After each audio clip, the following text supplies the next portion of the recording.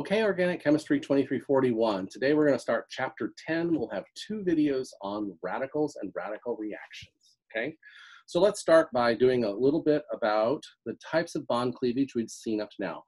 Up to now, when we break a bond, we tend to break it heterolytically, meaning that one atom takes two of the electrons and the other atom is left with no electrons. So that's what we've been doing up to now when we've been creating carbocations and carbanions and halide ions. So that is heterolytic bond cleavage. It's also called heterolysis, okay? Now, if we were to break that bond differently, where each atom takes one of the electrons in that sigma bond, we would call that homolytic bond cleavage or homolysis. What that means is that each gets the same thing when it breaks the bond. So let's look at this heterolytic cleavage real quick here. So up to now, again, we've been taking it where that entire sigma bond goes away with one of the elements here. And in this case, we've always used a two-headed arrow or an arrow with two barbs on it, okay? That's indicating that we're taking both of the electrons away. In homolytic bond cleavage, we have one electron from the sigma bond going to one atom and one electron from the sigma bond going to the other atom. Notice that we're using a single barb in these arrows here to indicate a single electron. And so that means that each of the species walks away with the same thing, half of the sigma bond, okay? So when we do this kind of cleavage here, we call that creation of a radical, or sometimes called a free radical, okay? So this is this is a single unpaired electron, and therefore it's really reactive and can do a lot of different things to it, okay? So there are specifically two types of radical reactions that we can do, okay? So the first radical reaction involves a sigma bond where the radical abstracts a hydrogen atom from a carbon hydrogen sigma bond to generate the hydrogen radical bond and generate a carbon radical, okay? So if you can see this, a single electron is being used from the radical we generated. It's taking a single electron from the sigma bond with the hydrogen to generate our new sigma bond. And that remaining electron is left on that carbon atom, generating a new radical, okay? The other thing that can happen is we can actually add that radical to the pi cloud of a double bond. When we do this, a single electron from that pi cloud generates a sigma bond. So we have a single electron coming up here, generating a new sigma bond, and we generate a radical on the other carbon of the double bond, okay? Notice in both of these reactions, we have generated a new radical, okay? We have not terminated that radical, we have generated a new radical.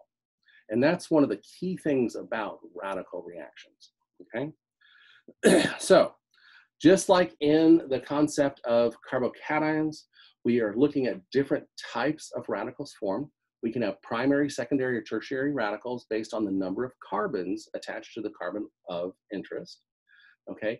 Just like carbocations, radicals are sp2 hybridized, trigonal planar, and we have a single electron in that 2p orbital, okay?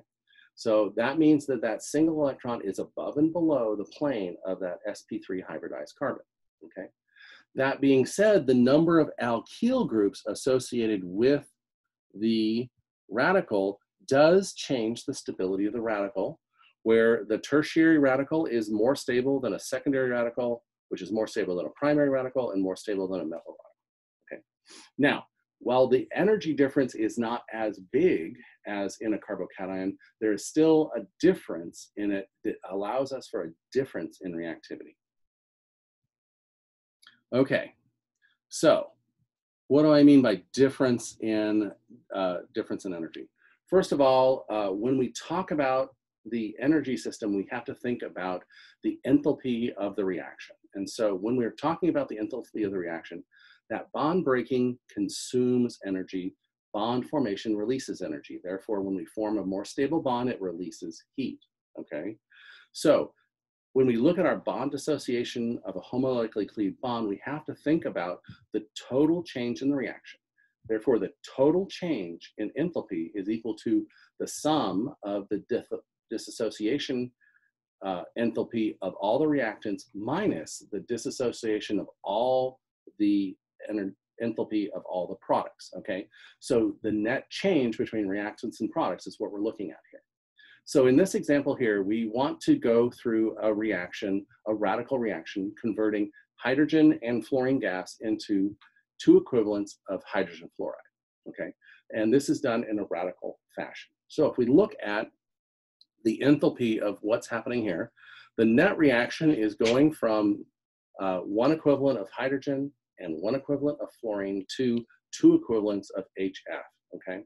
So if we go through in the book, and there's a table on dissociation energies here, we'll see that it takes 436 calories to break a single hydrogen bond into 2 hydrogen radicals, okay? It also takes 159 kilojoules per mole to break 2 fluorines into 2 fluorine radicals, okay? Then when we combined a hydrogen radical and a fluorine radical, we actually release 570 kilojoules per mole, but we have to multiply that times 2 because we made 2 equivalents of it. So that's a total of this much energy is released in the process, okay? So that means the net reaction is exothermic. We actually have a negative number, meaning that we have released energy during this process, okay? That being said, the more stable a radical is, the less energy is needed to form it, okay? Therefore, a lower bond dissociation is required. So generating a primary radical is actually harder to do. It releases more energy than it takes more energy to disassociate that bond than a secondary hydrogen, and it takes more energy to disassociate a secondary hydrogen than to do a tertiary hydrogen. That's why a tertiary is more stable than a secondary, etc. Okay. Some other interesting features of radical reactions is these radical reactions don't happen spontaneously. Generally, we need something like heat or light to produce this homolytic cleavage here. But we can also initiate it using something that already generates radicals fairly easily. For example, in peroxides, you have an oxygen-oxygen bond. That oxygen-oxygen bond is actually one of the easier things to homolytically cleave to give us radicals. And if you think about it, they're both electronegative atoms, so they are pulling on that bond the same, and so it's easier to break this oxygen-oxygen bond than something like a carbon-carbon bond or a carbon-oxygen bond. Okay, so that means we can use a radical initiator to generate our first radical in the reaction. Okay. So like I said before, when that radical reacts with something else, it usually reacts to generate another radical, okay? So that means we have multiple steps in radical reactions. The first step in that radical reaction is the generation of the first radical, okay? So once we've generated that first radical, we can then generate other radicals by having those radicals attack other species, okay? So that's what we call the propagation step, okay? So the first propagation step is always the rate determining step, because forming that first radical, that active radical we actually want to react with, is the hardest part. Once it forms that, it easily forms other radicals with the other system. So this propagation happens again and again and again and again until we've consumed all of the material we have. And then as those number of things that we can react with go away, and all we're left with is radicals in the system, in the reaction mixture, then what we end up is doing what we call the termination step, where a radical combines with a radical to form a sigma bond, okay? That's the only way to terminate this. If you take a radical with a neutral molecule, you always generate a radical. So those are propagation steps. You must terminate by taking a radical and combining them together. All right, let's take a little more in-depth knowledge of this into halogenation here. So remember, sometimes in the reactions we used a halogen and we had to use heat or light to do certain reactions, specifically doing halogenation on alkanes, okay? The reason we do that is that it's the carbon hydrogen bond in an alkane is not very polar and it's very non-reactive. So we actually use a radical propagation step to make this happen. So let's look at our first step here in our system here. We add heat or light to our system, and what that does is that breaks these chlorine-chlorine bonds.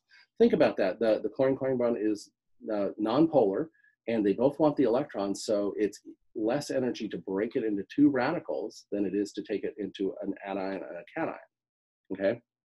So that first step gives us that radical. That radical then can abstract a hydrogen between a carbon-hydrogen bond. Notice that only one electron from this hydrogen is being taken away, leaving one electron remaining on the carbon group. So that generates our first carbon radical. So this is our slow step, that generation of our first carbon radical. And then we also generate a neutral HCl species here, okay? So now this chlorine that made our first radical here is now out of the reaction because it is no longer a radical. And now our methyl radical is the thing that reacts next, okay? So it can do several things. It can react with another chlorine to generate a chlorine-carbon sigma bond, and then that generates another chlorine radical. That chlorine radical that can then do several things. It can either go back to here and do that, which would generate that, which would go back to there, and this continues and continues and continues, or we can go through what we call termination steps. In termination steps, you have a radical react with another radical to generate a neutral species, okay? So the first kind of termination step we have is, well, a chlorine radical can react with another chlorine radical and go back to starting material. Well, okay, that's fine. That goes back up into the starting material, and if you add heat or light, it can continue on in the reaction.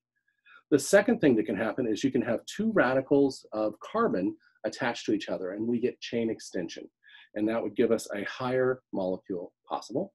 Now, again, the other termination step is a chlorine radical reacting with a methyl radical to give us our final product here. Notice we generate this chloromethane in two different steps, both in the propagation step and the termination step. But we only generate the ethylene in that termination step, okay? Therefore, that means we're gonna end up with a significantly more of this methyl chloride than we are of the ethylene. And when we generate chlorine, it goes back into the reaction. So we'll can generate. So the net result of this is we're gonna create a significant amount of the methyl chloride, a little bit of the ethylene, and then all of the chlorine we create will be used in the reaction again. Okay, so with that, we now have the possibility of getting multiple products, okay?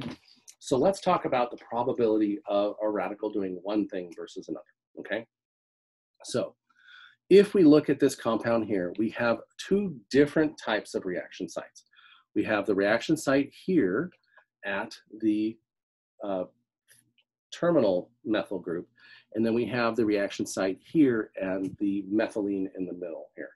Notice that the other side of the molecule is symmetrical, so these two are equivalent and these two are equivalent. So we have a total of two sites possible for this reaction to happen. So if we had it react at this end site here, we would end up with the one chlorobutane. If we had it react with the middle site here, we'd end up with the two chlorobutane, okay? So based on the number of sites possible, right?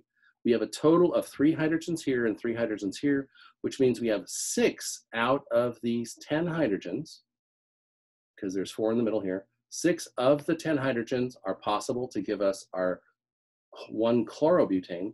And then we have 4 possible hydrogens here in the middle of those 10 to give us the ethylene. So in theory, we have 6 out of 10 can go to that one chlorine, and 4 out of 10 can go to those other 2 positions, okay? But when we actually do the reaction, we don't see that, okay? And we don't see that because of the stability or the rate of formation of the radicals there, okay? So the fact that when we look at this reaction, we have,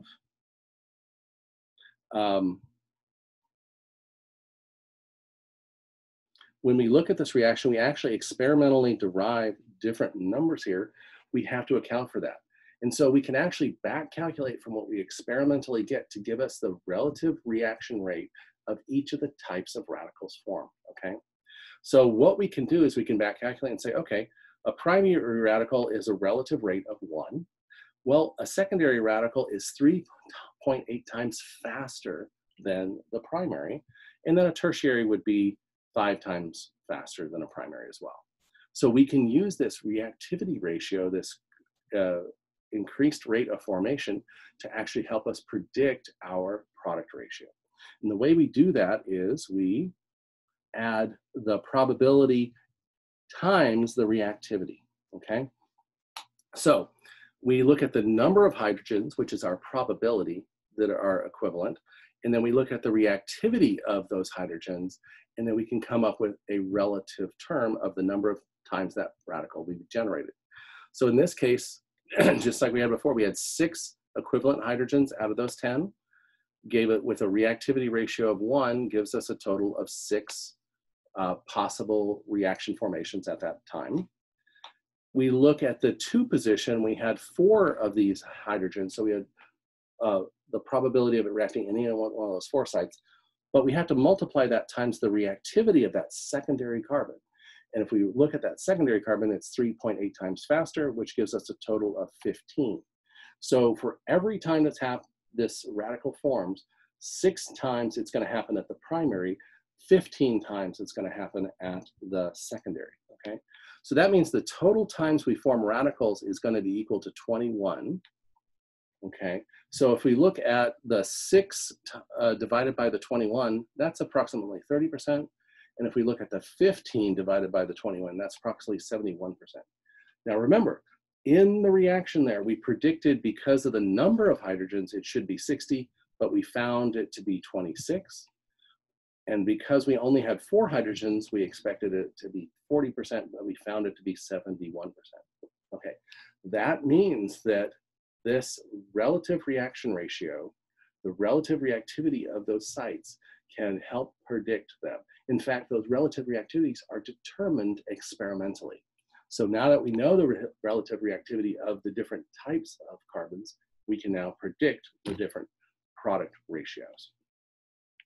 Okay, so in chlorination, we see those reactivity ratios of tertiary is 5 times faster than primary, secondary is 3.8 times faster than primary. So it's not very selective. There's only a 5-to-1 ratio difference between them at room temperature. However, bromination is much more selective, okay? We have to add a little more heat to the system to generate the protein, bromine radical. It's about 125 degrees. But when we do that, the tertiary carbon reacts 1,600 times faster. The secondary reacts 82 times faster than a primary, and our primary is our relative number of 1. What that means is because we have a greater reactivity ratio, 82 to 1, for this secondary to tertiary, if we brominate that same substrate, we are going to get only 2% of our primary bromide and 98% of our secondary bromide, okay? So we're using this relative reactivity of the different types of carbons to give us our predicted reactivity. The predicted reactivity ratios will give us our product ratios as well. Now, chlorination is very exothermic, and therefore that makes all of those positions much more reactive than in bromination. Bromination's endothermic, that's why you have to heat it to that higher temperature, and that gives us to the greater selectivity in the process.